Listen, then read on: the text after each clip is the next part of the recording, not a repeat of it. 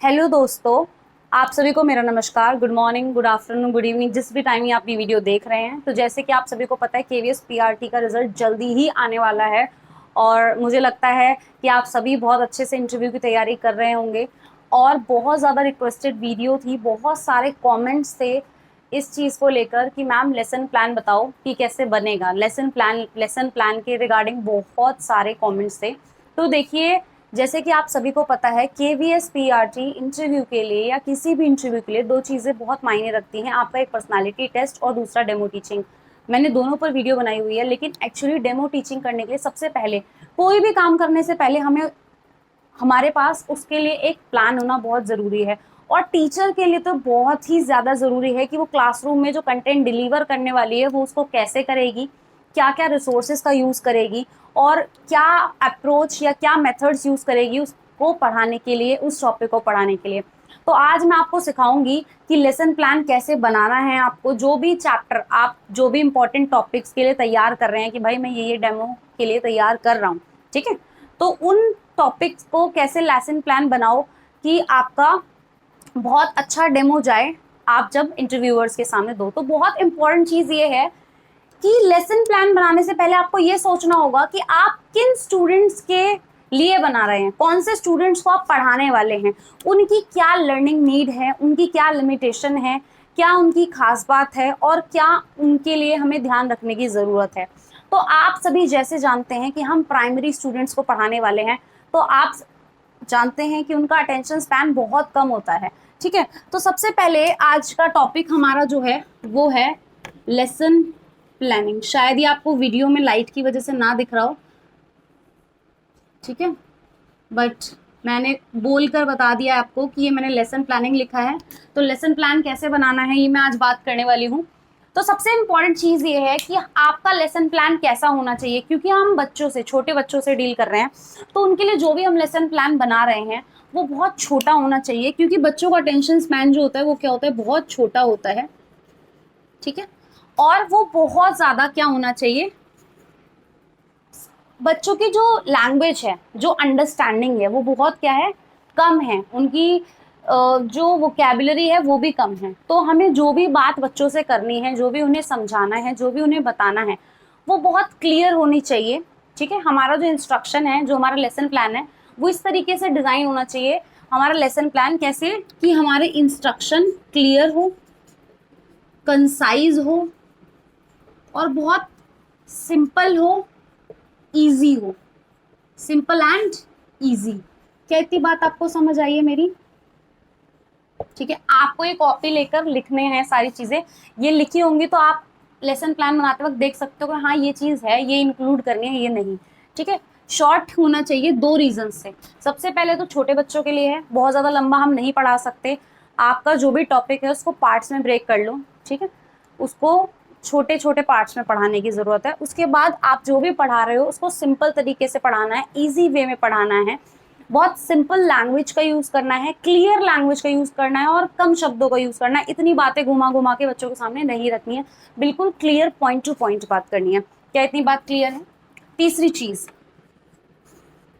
ये जो आपका इंस्ट्रक्शन यहाँ पे बात चल रही है आपको कि ये आपको दोनों ही क्या, लैंग्वेज, आपकी जो लैंग्वेज है वो इजी, क्लियर, कंसाइज होनी चाहिए और आपके इंस्ट्रक्शन होने चाहिए ऐसे। इंस्ट्रक्शन मतलब कि जो आप बच्चों को बोल रहे हैं या जो आप बच्चे को पढ़ा रहे हैं। क्या इतनी बात क्लियर है?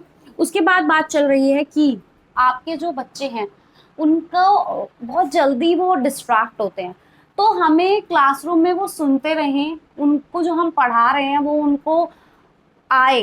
तो उसके लिए सबसे इम्पॉर्टेंट चीज़ है कि हम अपनी लर्निंग को एंगेजिंग बनाएं और इंटरेक्टिव बनाएं। तो आपकी लर्निंग जो है, जो लेसन प्लान है वो ऐसा होना चाहिए जो कि एंगेजिंग हो, इंटरेक्टिव हो, बच्चों को अपनी बातें, अपने एक्सपीरियंसेस शेयर करने का मौका मिले। उसमें बहुत सारी एक्टिविटीज़ होनी चाहिए, एक्टिविटी बेस्ड आपका लेसन प्लान होना चाहिए। एक्टिविटी बेस्ड लेसन प्लान, मैं लिख नहीं रही हूँ लेसन प्लान, ठीक है। उसमें आपके जो है बहुत सारे जो है एक्टिविटी बेस्ड होना, एंगेजिंग होना चाहिए, इंटरेक्टिव होना चाहिए, एक्टिविटी बेस्ड होना चाहिए और रियल लाइफ से उसको कनेक्ट होना चाहिए, रियल लाइफ से कनेक्ट होना चाहिए, रियल लाइफ कनेक्टेड, ठीक है, मतलब कि रेलिवेंस हो आपके, आप जो भी पढ़ा रहे हो उसमें रेलिवेंस होना चाहिए, मतलब आप जो पढ़ा रहे हो बच्चे की लाइफ में उसका कोई यूज होना चाहिए, ऐसा नहीं कुछ पढ़ा रहे हो जो उसके लाइफ में काम ही ना आए। उसके बाद बात आती है कि हर बच्चे एक तरह से नहीं सीखते हैं, हर किसी की एक डिफरेंट लर्निंग नीड है, हर बच्चे का एक डिफरेंट लर्निंग स्टाइल है क्या, और हर बच्चा अलग तरीके से सीखता है और अलग अलग चीज़ों को अलग अलग तरीके से अच्छे से पढ़ाया जा सकता है। तो यहाँ पर आपको इस तरीके से लेसन प्लान डिज़ाइन करना है कि उसमें आप डिफरेंट टीचिंग मेथड्स का यूज़ करो, डिफरेंट टीचिंग मेथड्स और स्ट्रैटेजीज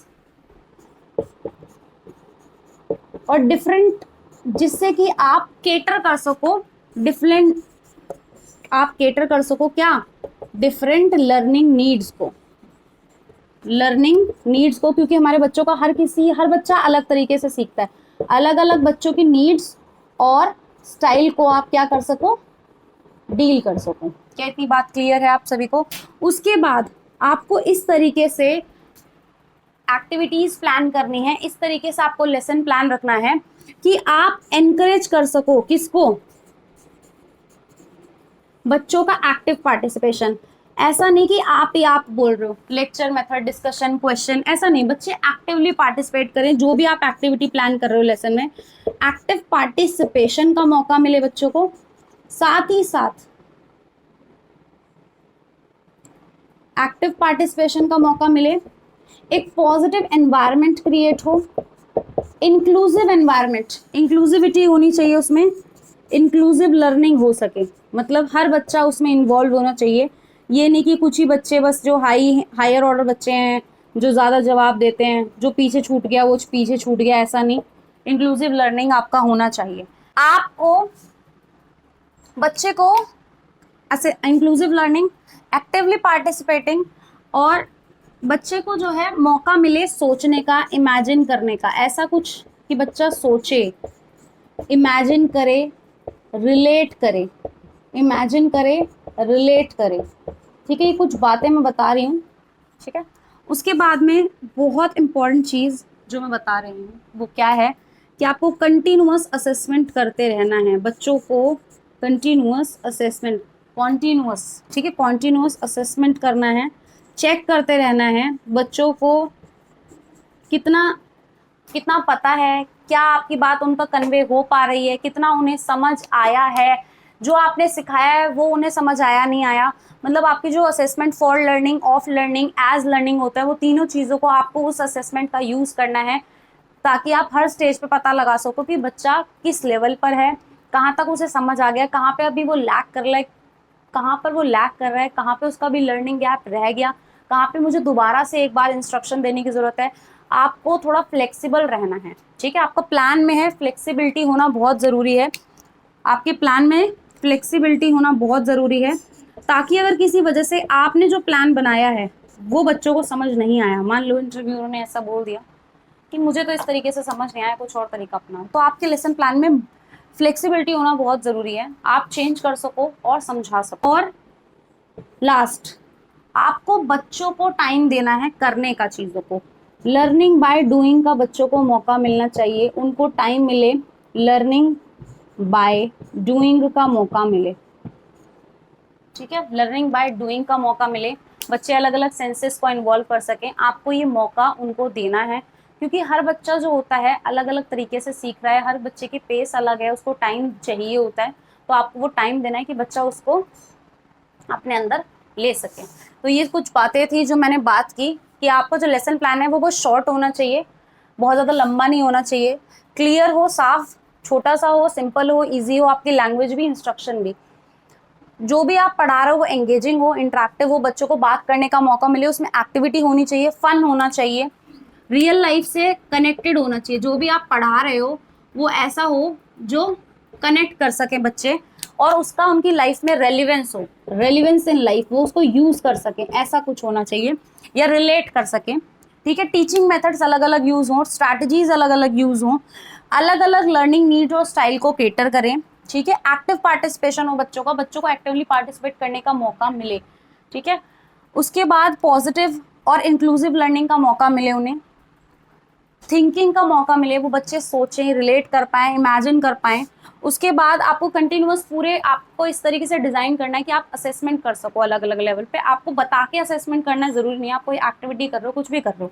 ठीक है, बच्चों को एंगेज तो रखना ही है, और लर्निंग बाय डूइंग का उन्हें मौका मिलना चाहिए। मुझे लगता है ये 8 पॉइंट्स आपको क्लियर होंगे। फ्लेक्सिबिलिटी होनी चाहिए, 1-2 पॉइंट्स और भी होंगे तो वो आपको मेरी बातों से पता चल जाएंगे। अब बात आती है कि ये तो था कि ये आपको ध्यान रखना है कि आपके लेसन में ये बातें होनी चाहिए। आप मैं साइड हो रही हूँ, आप एक मिनट स्क्रीनशॉट ले सकते हैं, अगर किसी को लिखना है तो स्क्रीनशॉट ले लो आप। उसके बाद में मैं इसको रब कर रही हूँ।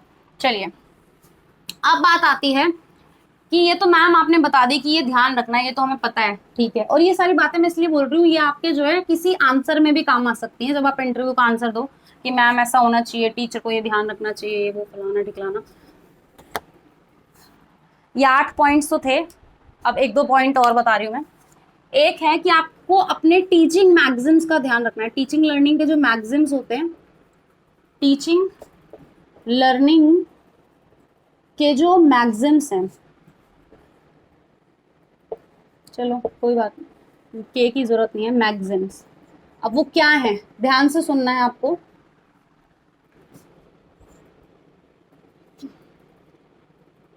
सिंपल चीज से आपको बच्चे को कॉम्प्लेक्स की ओर लेके जाना है। कोई सिंपल कॉन्सेप्ट है, वहां से कॉम्प्लेक्स की ओर लेके जाना है, इजी से डिफिकल्ट टास्क की ओर लेके जाना है।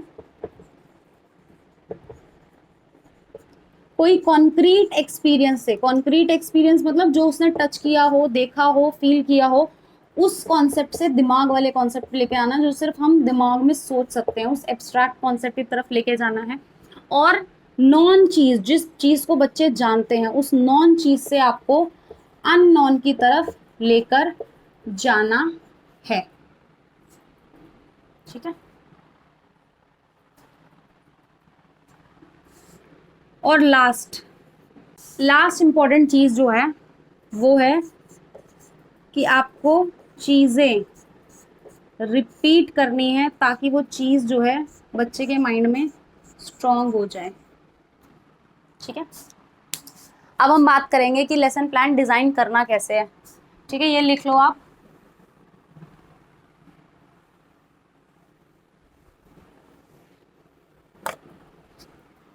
चलिए, अब हम बात करने वाले हैं कि ये तो थी आपको किन बातों का लेसन प्लान बनाते वक्त ध्यान रखना है। ठीक है, ये क्वेश्चन आपसे पूछ लिया जाए कि अगर आपको लेसन प्लानिंग करनी है, आप टीचर हो, तो आप क्या क्या ध्यान रखोगे, तो ये एक आंसर भी प्रिपेयर हो गया आपका, राइट। तो आप सकते हो कि as a primary teacher we should keep all these points in mind. ठीक है, अब बात आता है 5 स्टेप में लेसन प्लान करेंगे। सबसे पहला लेसन प्लान का सबसे इंपॉर्टेंट चीज होती है, आपको ये पता होना चाहिए आज के लेसन प्लान से आप चाहते क्या हो, आप अपने बच्चों को क्या पढ़ाना चाहते हो, आप क्या चाहते हो कि उनको आ जाए। तो मैंने सबसे पहले बात की थी कि कॉम्प्लेक्स चीज को सिंपल में बदलना है। तो मैं एग्जाम्पल ले रही हूँ क्रिया का। किसका एग्जाम्पल ले रही हूँ? क्रिया का। हिंदी का एक टॉपिक है क्रिया, और मैं चाहती हूँ कि मेरे बच्चे बस इतना जान जाएं, क्रिया का नाम जान जाएं, क्रिया क्या होती है उनको ये पता चल जाए, क्रिया शब्द बता सके और क्रिया शब्दों को पहचान सके। मेरा आज का TLO मतलब ये मैं चाहती हूँ। तो इसको बोलते हैं LO। LO मतलब लर्निंग आउटकम। LO मतलब लर्निंग आउटकम, कि मैं आज के लेसन प्लान से बच्चों से क्या चाहती हूँ कि बच्चों को क्या आना चाहिए, क्या आना चाहिए। बहुत सिंपल चीज है 3, कि वो बता दें कि क्रिया क्या होती है, क्रिया के नाम बता सकें, और अगर मैं बता दूं तो क्रिया पहचान सकें। ठीक है, अब ये बात हो गई कि मैं ये चाहती हूं। अब बात आती है कि हम टॉपिक को इंट्रोड्यूस कैसे करेंगे। 3 चीजें, 5 चीजों में बताऊंगी मैं, 5 स्टेप में। तो सेकंड चीज ये है कि हम इंट्रोडक्शन कैसे करेंगे। तो इंट्रोड्यूस करना टॉपिक जाते ही ऐसे बता दें हम कि हाँ जी आज हम क्रिया पढ़ने वाले हैं, तो बच्चों को तो इंटरेस्ट ही नहीं है, क्या क्रिया, क्यों नहीं। हम इसको कैसे करेंगे, हम करेंगे इसको कैसे, प्रीवियस नॉलेज को, मैं इसको नीचे लिख रही हूँ, शायद नीचे जगह ना आए, प्रीवियस नॉलेज को टॉपिक से रिलेट करेंगे। जो बच्चे के दिमाग में उस टॉपिक से, जो भी मुझे टॉपिक पढ़ाना है उससे रिलेटेड कुछ भी उनके माइंड में है, उसको रिलेट करना है अभी जो मैं टॉपिक इंट्रोड्यूस करना चाहती हूँ उससे। प्रीवियस नॉलेज बच्चे के माइंड में उस टॉपिक से रिलेटेड ये कुछ भी है उसको आपको टॉपिक तक लेके आना है, उससे रिलेट करना है ताकि बच्चे वहां पर पहुंच सके। तो नॉन टू अननोन, हमारा नॉन चीज है बच्चों के माइंड में, नॉन से अननोन पर लेकर आना है। ठीक है, तो मान लो कि अब ये प्रीवियस नॉलेज को टॉपिक तक कैसे लेके आ सकते हैं, इसके दो तरीके हैं, टू वेज। कैसे? आप या तो एक्टिविटी करा सकते हो या फिर आप डिस्कशन कर सकते हो। डिस्कशन में क्या करोगे आप? क्वेश्चंस पूछ सकते हो, राइट, और बच्चों से आंसर ले सकते हो। बट आपको ये बात ध्यान रखनी है कि वो क्वेश्चन 2 to 3 क्वेश्चन ही होने चाहिए और वो 2 या 3 क्वेश्चन से आप टॉपिक पर आ जाओ। आपके वो क्वेश्चंस इस तरीके से होने चाहिए कि डायरेक्ट आप टॉपिक पर आ जाओ बिना समय इधर उधर घुमाए हुए।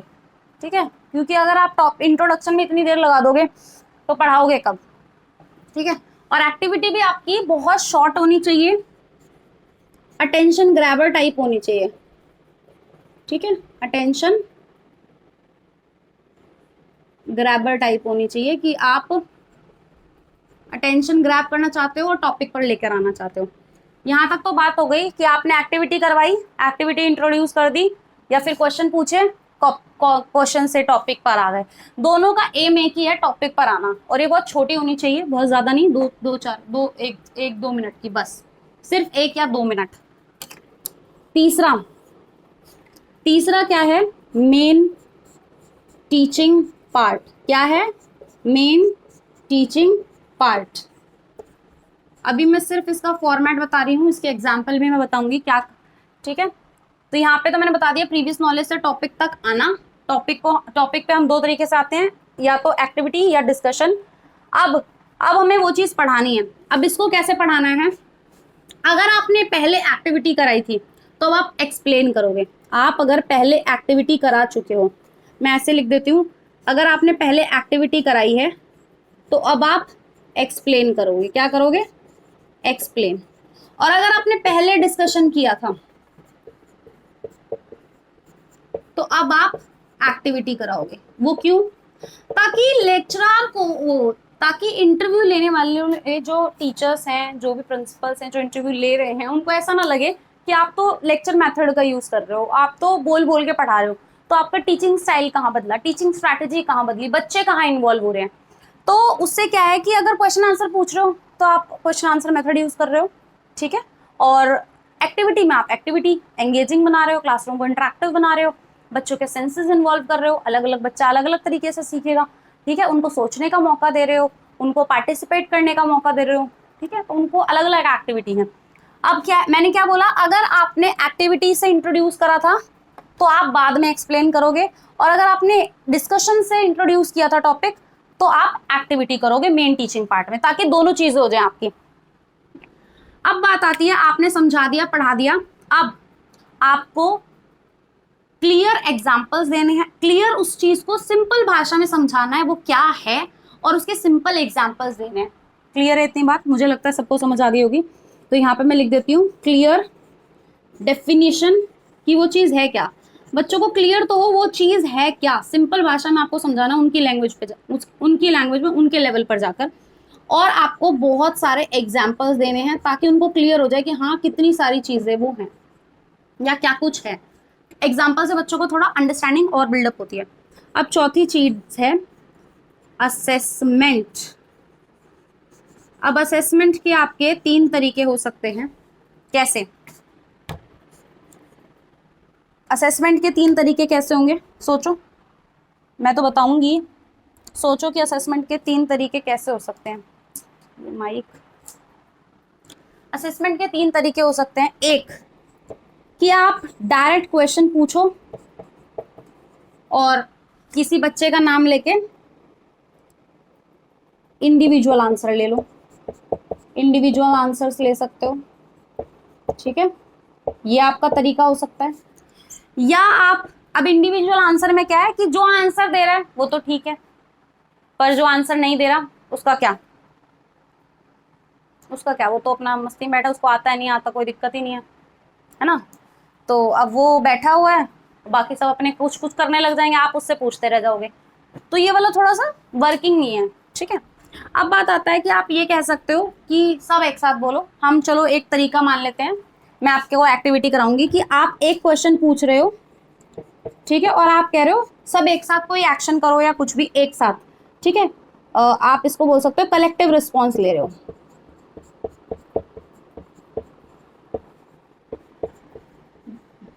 ठीक है, कि आप एक साथ सबसे पूछ रहे हो। बट उसमें बहुत सारी प्रॉब्लम्स होती हैं कि अगर बच्चे एक साथ बोलते हैं तो एक दूसरे का सुन के बोल देते हैं, जिनको नहीं भी आता तो उनको पता नहीं है कि क्या है क्या नहीं है, और वो बोल देते हैं, राइट। इसके भी दो तरीके होते हैं कि बच्चे बोल रहे हैं और एक्ट कर रहे हैं, ठीक है।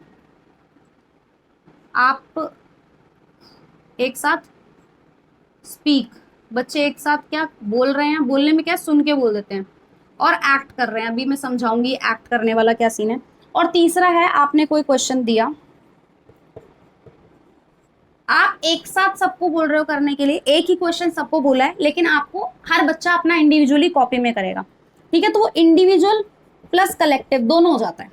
उसमें क्या है, डिसिप्लिन भी ठीक रहता है, मैं लिख नहीं रही है, डिसिप्लिन भी ठीक रहता है, आपको हर बच्चे का पता चल जाता है। आपका है, आपने एक क्वेश्चन बोला, आपने बोला सभी बच्चे अपनी कॉपी में, आपको मैं 2 मिनट का, मैं सिर्फ 1 मिनट का टाइम दे रही हूँ, जल्दी से आपको आंसर लिखना है, और वो जो भी क्वेश्चन आप पूछोगे वो शॉर्ट होना चाहिए, ठीक है।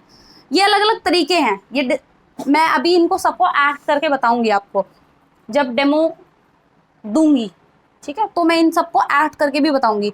तो इंडिविजुअल और कलेक्टिव दोनों हो जाएगा, एक साथ आप सब बच्चों को देख सकते हो, कोई बचा तो नहीं है, सब करेंगे, आप बोलोगे भाई मैं तब तक मानूंगी नहीं, और इंडिविजुअल आंसर भी हो जाएगा, राइट। और इसका फायदा ये होगा, आप असेस भी कर लोगे कितने बच्चों को आया और कितने बच्चों को नहीं आया, ठीक है, फिर आप दोबारा से इंस्ट्रक्शंस दे सकते हो, राइट। अब ये हो गया आपका, अब ये जब आपने असेसमेंट ले ली, अब आपने असेस कर लिया, तो इसके बाद आपको तीनों के बाद क्या करना है, आपको करना है मेन पॉइंट्स को रिकैप्चुलेट, मेन पॉइंट्स बता देने हैं, जो भी 3-4 मेन पॉइंट्स हैं, और आप इसको बोल सकते हो, यहाँ पर हो गई आपकी रिकैप्चुलेशन, यहाँ पे क्या हो गई आपकी रिकैप्चुलेशन भी हो गई, रिकैप्चुलेशन या समरी या जो भी। अब बहुत इंपॉर्टेंट चीज़ है कि आप ऐसे नहीं छोड़ सकते, आपको उनको देना है होमवर्क, क्या देना है, होमवर्क। अब होमवर्क में आप उनको कुछ लिखने को दे सकते हैं कि 5 नेम्स इसके लिख के लाओ, या ड्रॉ करने के लिए, ठीक है, राइट करने के लिए कुछ ऐसा जो वो करें, सोच के आना बोलना ऐसा नहीं, या ड्रॉ करने का, आप या तो लिखने का दो या ड्रॉ करने को दो, और ऐसी चीज़ जो वो कर सकें, थोड़ा सा ईजी हो, ठीक है, ऐसा नहीं कुछ मुश्किल दे दिया, उनके पेरेंट्स ही कर रहे हैं या वो करके ही नहीं आ रहे हैं। तो यहाँ तक आपको मेरी बात समझ आ गई। 5 स्टेप का प्रोसेस है लेसन प्लान का। सबसे पहले आपको पता होना चाहिए लर्निंग आउटकम क्या है, उसके बाद आपको टॉपिक का इंट्रोडक्शन करना है, ये आपको सबको लिखना है, बिल्कुल छोटे छोटे में आपको आइडिया होना चाहिए कि मैं इंट्रोड्यूस ऐसे करूंगी इस एक्टिविटी से, या डिस्कशन करूंगी तो इन क्वेश्चन से, या आपको बनाना है अपने आप, ठीक है। तो एक्टिविटी कैसी होनी चाहिए, शॉर्ट होनी चाहिए, और अटेंशन ग्रैबर टाइप होनी चाहिए, और एंगेजिंग होनी चाहिए, ताकि सब इन्वॉल्व हो सके। अब डिस्कशन कैसा होना चाहिए, क्वेश्चन होते हैं डिस्कशन में 2-3 क्वेश्चन हो टॉपिक से, और 2-3 क्वेश्चन हैं ये एकदम पॉइंट टू पॉइंट होने चाहिए, पी मतलब P2P लिख देती हूँ मैं, ठीक है, P2P, पॉइंट टू पॉइंट, ज़्यादा इधर उधर बच्चों को घुमाने वाले ना हो। और फिर आप टॉपिक इंट्रोड्यूस कर दो, चाहे आप अगर आप एक्टिविटी से शुरू कर रहे हो या डिस्कशन से शुरू कर रहे हो, कोई एक तरीका अपना सकते हो। अगर अब आता है मेन टीचिंग पार्ट, तीसरा स्टेप है आपका मेन टीचिंग पार्ट। अब आपको एक्चुअली में पढ़ाना है, आपने टॉपिक इंट्रोड्यूस कर दिया, अब आपको एक्चुअली में पढ़ाना है। अगर आपने पहले इंट्रोड्यूस एक्टिविटी से किया था तो आपको बाद में एक्सप्लेन करना है, और आपने अगर पहले डिस्कस किया था तो आपको बाद में एक्टिविटी करानी है, बच्चों को इन्वॉल्व रखना है। उसके बाद आपने जब पढ़ा दिया, उस मेन पार्ट में जब आप पढ़ा रहे हो उसमें आपको ये ध्यान रखना है कि बच्चों को क्लियर डेफिनेशन और एग्जाम्पल जरूर देने हैं, और जो भी आप कर रहे हो उसमें आपका लर्निंग आउटकम पूरा होना चाहिए। अब बात आती है असेसमेंट की। तो असेसमेंट आप 2-3 तरीके से, मैंने बोला कि आप 3 तरीके से ले सकते हो। आप एक क्वेश्चन पूछ रहे हो, किसी एक बच्चे को खड़ा करके बोल रहे हो, और बाकी बच्चे जो होते हैं वो अपनी बातें कर रहे होते हैं, उनका ध्यान नहीं होता, मेंटली कहीं और होते हैं। दूसरा तरीका है, क्वेश्चन पूछ सकते हो, एक साथ सबको रिस्पॉन्स करने के लिए बोल सकते हो, बच्चे एक साथ बोल सकते हैं या कुछ एक्ट कर सकते हैं कि पर्टिकुलर आंसर है तो आपको ऐसे करना है, ठीक है। लेकिन इसमें क्या होता है कि कई बार बच्चे हम देख भी कर लेते हैं, उन्हें पता नहीं होता, ठीक है। अब आपको असेसमेंट का तरीका है अलग अलग, आपको क्या करना है। और तीसरा है कि आप ऐसा कुछ कर सकते हो, ये भी आपको लिखना है बिल्कुल शॉर्ट में, कि मैं इंडिविजुअल आंसर लूंगी या कलेक्टिव रिस्पॉन्स लूंगी, बोलने के लिए कहूंगी, एक्ट करने को कहूंगी। और तीसरा है क्वेश्चन, कि आप एक क्वेश्चन दे दो बच्चों को, सबको एक साथ बोलो और सबको अपनी नोटबुक में वो लिखना है। बहुत शॉर्ट सा चीज देनी है ताकि बच्चे शो कर सके, जल्दी से करें और दिखाएं। और आपको बोलना है शो योर वर्क, दिखाओ। तो आप एक साथ क्या है, बच्चों को असेस कर सकते हो। और आखिरी स्टेप है होमवर्क का, जिसमें आपको कुछ ऐसा देना है बच्चों को जो बच्चे लिख के लाएं या ड्रॉ करके लाएं। तो यहाँ तक मुझे लगता है कि आपका लेसन प्लान क्लियर हो गया होगा कि क्या फॉर्मेट है, आपको शॉर्ट लेसन प्लान बनाना है तो किन बातों का ध्यान रखना है। क्या मैं आगे प्रोसीड करूं? मुझे लगता है प्रोसीड करना चाहिए। यहाँ तक समझ आ गया? ये सब आप लिख सकते हो, मैं साइड हट रही हूँ और आप लोग इसका स्क्रीनशॉट ले लो अगर लेना है तो, जो लोग लिख नहीं रहे, ठीक है। तो देखो वीडियो जो है ना बहुत ज़्यादा लंबी हो गई है, तो इसको एडिट करने में भी क्या होता है, दिक्कत होती है। तो हम क्या करते हैं, इस वीडियो को यहीं रोक लेते हैं। इसके बाद में लेसन प्लान कैसे बनाना है विद एग्जाम्पल आपको नेक्स्ट वीडियो में सिखाऊंगी। तो जो भी लोग मेरी ये वीडियो पहली बार देख रहे हैं वो मेरे चैनल को सब्सक्राइब करें, वीडियो को लाइक करें, अपने दोस्तों के साथ शेयर करें। और साथ ही साथ अगर आपको इतनी वीडियो में कहीं भी कोई दिक्कत आई है तो आप कमेंट करके मुझे ज़रूर बताएं, या आपका कोई और भी डाउट है तो कमेंट करके ज़रूर बताएं। और अगर आपको मेरी वीडियो हेल्पफुल लगी, आपको अच्छा लगा, आपको चीज़ें समझ आई, तो भी प्लीज़ मुझे बताएं, क्योंकि मुझे अच्छा लगता है कि हाँ मेहनत की है। तो मिलते हैं हम नेक्स्ट पार्ट में।